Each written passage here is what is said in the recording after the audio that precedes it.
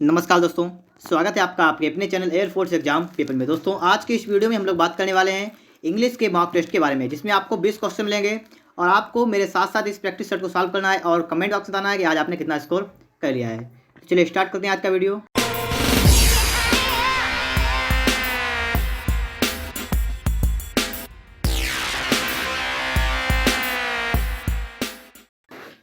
देखिए question number 1 आपके सामने लिखा हुआ है, पढ़िएगा इसे। Choose the correct word. आपके सामने 4 ऑप्शन दिए गए हैं, इनमें से कौन सा शब्द जो है वो बिल्कुल करेक्ट है आपको ये देखना है, ठीक है। तो 4 स्पेलिंग लिखी हुई है, BENEFITED पहले लिखी हुई है, दूसरे में देखिए यहाँ पर डबल टी लिखा हुआ है, तीसरे में देखिए यहाँ पर डबल टी है, चौथी में यहाँ पर देखिए VENI यहाँ पर लिखा हुआ है। तो आपको देखिए इन 4 में बताना है कौन सा इसके लिए बिल्कुल करेक्ट ऑप्शन, मतलब कौन सी मीनिंग बिल्कुल करेक्ट है।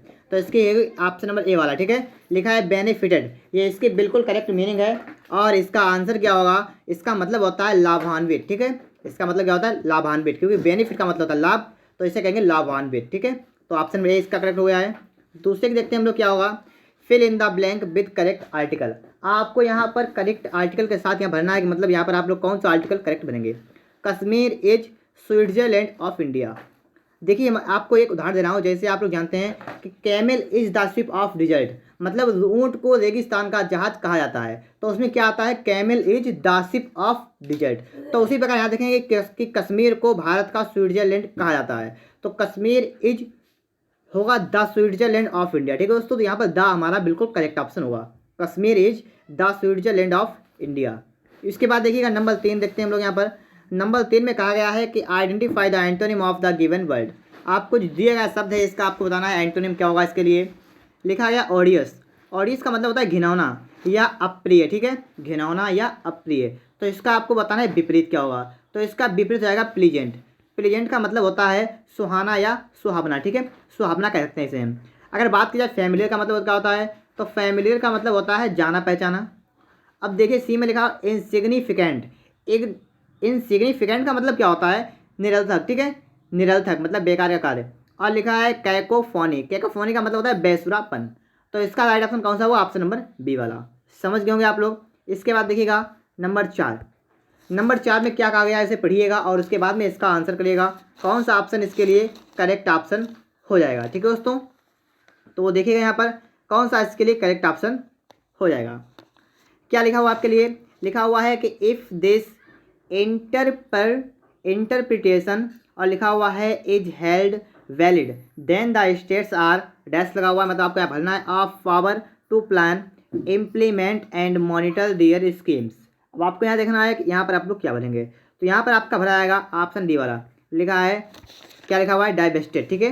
क्या लिखा जाएगा यहाँ पर, डाइवेस्टेड भराएगा। इसका मतलब होता है वंचित करना, वंचित कर देना। अब समझिएगा आप लोग इसका अर्थ क्या हुआ, हम आपको इस पूरे का अर्थ आ रहे हैं कि if this interpretation is held, कि अगर यह व्याख्या आयोजित की जाती है, then the states are divested of power to plan और implement and monitor their scheme. तो राज्यों को योजना बनाने और इसका कार्यान्वयन करने के लिए और लिखा है मॉनिटर करने के लिए वंचित किया जा सकता है, ठीक है। यहाँ पर वंचित करने का मतलब है डाइवेस्टेड, यहाँ पर करेक्ट ऑप्शन हो जाएगा। इसके बाद देखिए दोस्तों 5 नंबर लिखा हुआ है कि सेलेक्ट द करेक्ट वर्ब। आपको यहाँ पर वर्ब चूज करने कौन सा इसके लिए करेक्ट होगा। सी फिर डैश लगा हुआ है, लिखा है in Calcutta for 3 years before the year 1992। तो देखिए यहाँ बिफोर लगा हुआ मतलब पहले, 1992 से पहले रहते थे। तो 1992 से पहले की बात की गई यहाँ पर है, तो इसका मतलब पास्ट में बात चली गई है। और पास्ट की बात यह है, यहाँ पर हमारा आएगा हैड बीन, ठीक है। क्या आएगा यहाँ पर, she had been in Calcutta, ठीक है। देखिए दोस्तों यहाँ पर हैड बीन के साथ आपका यहाँ पर लिविंग भी होना चाहिए था। यहाँ पर लिविंग तो यहाँ पर मिसप्रिंट हो गया है, क्योंकि लिव का बिना तो ये अधूरा आएगा। तो यहाँ पर क्या होना चाहिए था, यहाँ पर होना चाहिए था she had been living in Calcutta for 3 years before the year 1992। तो ऑप्शन देखिए डी इसका करेक्ट हुआ। यहाँ पर क्या होना चाहिए, यहाँ पर देखिए सब में लिविंग लिखा हुआ है लेकिन यहाँ पर लिविंग नहीं है, ठीक है। तो मिसप्रिंट हो गया, यहाँ पर लिविंग होता है, ठीक है। तो हैड बीन लिविंग यहाँ पर सही होगा। इसके बाद देखिए दोस्तों नेक्स्ट क्वेश्चन आपसे क्या कर रहा है, क्वेश्चन नंबर देखिए 6 वाला। क्वेश्चन में देखिए 6 आपसे क्या कर रहा है, ठीक है, पढ़िएगा इसे। Identify the correct preposition. आपको यहाँ पर करेक्ट प्रीपोजिशन बताना है, कौन सा इसके लिए करेक्ट प्रीपोजिशन हो जाएगा। आई एम डिसप्लीज्ड और डैश लगा हुआ है यू, और फिर लिखा है but I am not displeased your fun. यहाँ पर क्या करेंगे, यहाँ पर देखिए डिसप्लीज की बात की गई है और आप सभी लोग जानते होंगे कि डिसप्लीज के बाद अगर आपका सजीव ऑब्जेक्ट है यू का मतलब सजीव ऑब्जेक्ट है, तो इसके लिए हम लोग विद का इस्तेमाल करते हैं, विद। ठीक है, तो इसके लिए विद आएगा आपका। और अगर निर्जीव कोई चीज़ है तो निर्जीव के लिए ऐड का इस्तेमाल करेंगे, तो इसके लिए होगा विद ऐड। ऑप्शन देखिए बी में रखा है। ठीक है, डिस्प्लीज के बाद अगर कोई आपका मतलब सजीव ऑब्जेक्ट होता है, ठीक है, उसके लिए हम लोग विद का इस्तेमाल करते हैं, और निर्जीव होगा तो यहाँ पर ऐड लगा देंगे। तो यहाँ पर क्या होगा, with you and but I am not displease your fun. Option B इसका राइट ऑप्शन हो गया है। डायरेक्शन देखिएगा, लिखा है question number 7 and 8 choose the one word substitute. आपको यहाँ पर वन वर्ड चूज करना है, कौन सा इसके लिए वन वर्ड हो जाएगा, 7 number, one who fights for the sake of money. जो पैसे की खातिर लड़ता हो, जो पैसे की खातिर लड़ता हो उसके लिए कौन सा शब्द होगा, लिखा हुआ है मर्सिंदे। ऑप्शन देखिए बी वाला इसके लिए करेक्ट होगा। ठीक है, कि one who fights for the sake of money मतलब जो पैसे की खातिर लड़ता हो उसके लिए होगा मर्सिंदे। अगला है 8 number, the murder of a king. आप सभी को पता होगा कि राजा की हत्या, इसके लिए कौन सा होगा, यहाँ पर हो जाएगा रेजिसाइड। ऑप्शन देखिए इसके लिए डी वाला इसके लिए करेक्ट ऑप्शन हो जाएगा। ठीक है दोस्तों, आप क्वेश्चन नंबर 8 का राइट ऑप्शन कौन सा होगा, ऑप्शन नंबर डी। इसके बाद देखिए next question, question number 9, identify the synonym of the given word. Synonym मतलब समानार्थी आपको बताना यहाँ पर है। लिखा हुआ है बाउंटी। बाउंटी का मतलब होता है दानशीलता, दानशीलता। और आपको क्या बताना है इसके लिए, आपको बताना है इसका सैनोनिम मतलब समानार्थी। तो इसका हो जाएगा, देखिए बी वाला है, गिफ्ट में होता है उपहार। ठीक है, बी का मतलब होगा गिफ्ट, गिफ्ट में होता है उपहार। पहला है डोनेशन, डोनेशन का मतलब होता है दान कर देना। दूसरा मतलब सी वाला है प्लीजर, प्लीजर का मतलब प्रसन्नता होता है। और डी वाला रिवार्ड मतलब इनाम देना। तो इसका राइट ऑप्शन बी वाला हो गया है। 10 नंबर देखिए, fill in the blank with suitable conjunction. अब आपको यहाँ पर बताना है कंजक्शन कौन सा आएगा, सी वाज इंटेलिजेंट और सी वाज पुअर, कि वह ईमानदार थी और वह गरीब थी। तो यहाँ क्या करेंगे, और वह गरीब थी करेंगे कि लेकिन वह गरीब थी, या सीन्स या एफ। तो यहाँ होगा बी वाला बट, कि वह ईमानदार थी लेकिन वह गरीब थी। अगला देखिए 10 के बाद 11 number, identify the meaning of the given idioms और phrase. To beat the air मतलब क्या हुआ, व्यर्थ प्रयास करना, बेकार का प्रयास करना। तो इसके लिए आपका कौन सा करेक्ट होगा, ऑप्शन नंबर डी वाला करेक्ट होगा। To make efforts that are useless और वैन मतलब क्या है कि बेकार का प्रयास करना जो है। ठीक है, इसका अर्थ ये हो गया, तो इसके लिए डी वाला इसका करेक्ट हुआ। देखिए बाहर नंबर आ चुका है, और आपको यहाँ बताना है आइडेंटिफाई द इनकरेक्ट पार्ट। आपको यहाँ बताना है इनकरेक्ट पार्ट मतलब कौन सा पार्ट गलत इसका है। सत्यजीत रॉय हु कॉन्सिप्ड को ऑथर्ड और लिखा and directed a number of good films was one of India's most talented film maker. अब आपको यहाँ पर देखना है इसके लिए कौन से ऑप्शन में इसके करेक्ट ऑप्शन मतलब हो जाएगा। देखिए इसका ऑप्शन नंबर देखिएगा सी वाले में आप बात करेंगे, यहाँ लिखा है अब वन ऑफ, फिर लिखा है India's most talented film maker. देखिए दोस्तों यहाँ पे क्या होना चाहिए था, मैं आपको यहाँ बता रहा हूँ इसके लिए बिल्कुल करेक्ट क्या होता है। अगर यहाँ पर ये वाक्य इस टाइप से होता कि one of the most talented film maker of India, इस टाइप से मतलब मोस्ट लगा हुआ है, सुपरलेट डिग्री है, तो इससे पहले देखिए दोस्तों दा का इस्तेमाल भी होता है। तो यहाँ पर इस टाइप से होता वक्त तो और मस्त होता कि one of the most talented film maker और इंडियाज़ का मतलब ये लास्ट में आता होता ऑफ इंडिया, तो ये बिल्कुल करेक्ट हुआ। तो इसके देखिए सी वाले पार्ट में इसकी गलती है, एरर किस पार्ट में, सी वाले पार्ट में इसके एरर है। इसके बाद देखिए 3 नंबर लिखा हुआ है, और यहाँ पर लिखा है आइडेंटिफाई द इनडायरेक्ट स्पीच। आपको यहाँ पर इनडायरेक्ट स्पीच को चेक करना है। तो देखते हैं हम लोग यहाँ पर कौन सा इसका इंडायरेक्ट होगा। पहला लिखा हुआ देखिए, लिखा I said to my brother let us go to some hill station for a chance. Let us का होता है डैट दे शुड या डैट बी शुड, इनमें से कोई एक होता है। तो पहले इधर देखेंगे यहाँ लिखा है टू गो, स्टार्ट में ये तो गलत होगा पहला। दूसरे में देखेंगे लिखा हुआ है कि ही आस्कर, देखिए पहले आस्कर होता नहीं है तो ये भी गलत होगा। सी में है I permitted my brother to go, ये भी नहीं होगा। डी में लिखा है I suggested to my brother that B should go, बिल्कुल करेक्ट है। ऑप्शन डी वाला इसके लिए राइट ऑप्शन हो जाएगा। देखिए इसके बाद 14 number, change the voice the noise of the traffic kept me awake. अब आपको यहाँ पर देखना है इसके लिए क्या ऑप्शन करेक्ट होगा।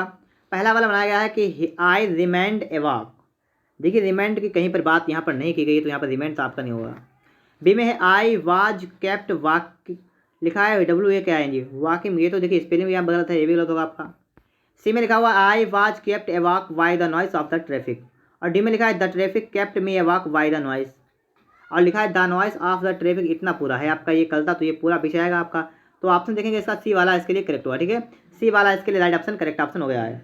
इसके बाद देखिएगा, इसके बाद आपका ऑप्शन नंबर कौन सा है, 15 नंबर। 15 नंबर लिखा हुआ है fill in the blank with suitable word. आपको यहाँ पर फिल इन द बताना है। लिखा हुआ है कि रमेश आज well whistles went to extreme to dash his business reputation. इसके लिए होगा कि रमेश के शुभ चिंतक अपनी व्यावसायिक प्रतिष्ठा सुधारने के लिए चरम पर गए। तो किसके लिए, सुधारने के लिए, सुधारने की स्पेलिंग होती है इनहेंस, तो ऑप्शन देखिए बी में देखा है, तो इसके लिए बी वाला ऑप्शन इसके लिए राइट ऑप्शन होगा। ठीक है, ऑप्शन नंबर बी इसके लिए राइट ऑप्शन होगा है। 16 नंबर देखिएगा, form an adjective from the given word. ठीक है, एडजेक्टिव फॉर्म देखिए यहाँ पर देखिए क्रिटिक, क्रिटिक का मतलब क्या होता है आलोचक, और आलोचक का आपको बताना है एडजेक्टिव फॉर्म क्या हो जाएगी, इसके लिए होगी क्रिटिकल। ऑप्शन नंबर देखिए इसके लिए बी वाला राइट ऑप्शन होगा। ऑप्शन नंबर बी इस क्वेश्चन का राइट ऑप्शन हो चुका है। और इसके बाद देखते हैं हम लोग 17 नंबर को, लिखा हुआ है कि give the plural of the given word. लिखा है माई सेल्फ का बताना आपको प्लूरल है। ठीक है, तो माई का हो जाएगा, देखिए माई माने मेरा होता है, अवर माने हमारा, तो माई का हो गया अवर। और देखिए सेल्फ लिखा हुआ है, तो सेल्फ का हो जाएगा सेल्फ, SELVES, मिलाइए क्या होगा अवर सेल्फ हो गया है। ऑप्शन देखिए इसके लिए ए वाला करेक्ट हो गया। ठीक है, अवर सेल्फ। इसके बाद इसका देखिए लिखा हुआ है डायरेक्शन। ठीक है, आपको देखा है पैसेज, एक पैसेज देखा है, लिखा है क्वेश्चन नंबर 18 से 20 तक read the following passage and answer the question given below. पढ़ेंगे इसे और देखेंगे इसका अर्थ समझेंगे क्या होगा, फिर इसके बाद में इसके क्वेश्चन के आंसर करेंगे। तो लिखा हुआ है कि पॉवर्टी इज क्रूअल, इसका मतलब क्या है कि गरीबी क्रूर है। वट इट इज क्रूअल, लेकिन यह परम अनुरूप है। The only non cure is economic pragmatism instead of woolly ideology. इसका मतलब हुआ कि इसका एकमात्र ज्ञात इलाज ऊनी विचारधारा के बजाय आर्थिक व्यावहारिकता है। In the field of economics, मतलब अर्थशास्त्र के क्षेत्र में। फिर देखिए लिखा हुआ है कि the tree of ideology has never bore any fruit. तो इसका मतलब हुआ है कि विचारधारा का वृक्ष कभी फल नहीं पाता। इसका लिखा हुआ है कि we have countless chance for development, हमारे पास विकास के लिए अनगिनत संभावनाएं हैं। Opportunities multiply when they seized, मतलब क्या हुआ कि जब वे जब्त कर रहे होते हैं, दे डाई वे मलते हैं, विद नेग्लेक्टेड, तो क्या हुआ इसका मतलब कि वे उपेक्षित होने पर मल जाते हैं।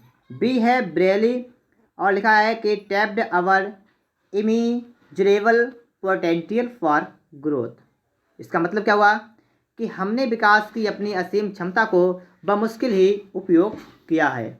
इमेसेंस मैन पावर, विशाल मानव शक्ति, सुपर स्किल्स, शानदार कौशल, and enterprise are to India what oil is to the middle east.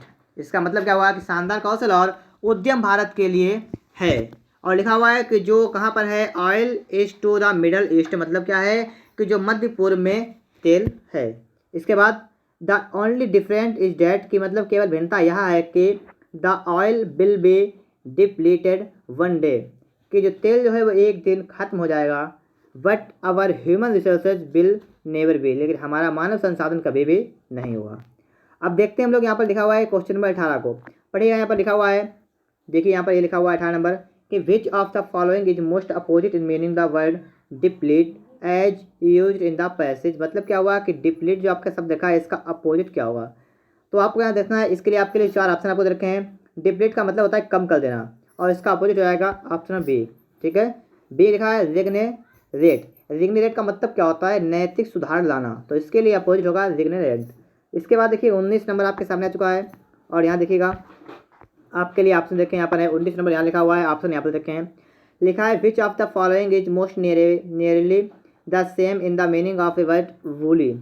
Woolly का मतलब होता है ऊन, ऊनी, और इसके लिए आपको बताना है सैनोनिम क्या होगा। ठीक है, सेम मतलब सैनोनिम बताना है, और इसके लिए हो जाएगा ऑप्शन में देखिए सिवा लिखा है वोगी उसका मतलब होता है फैशन या रिवाज, तो इसके लिए दी होगा।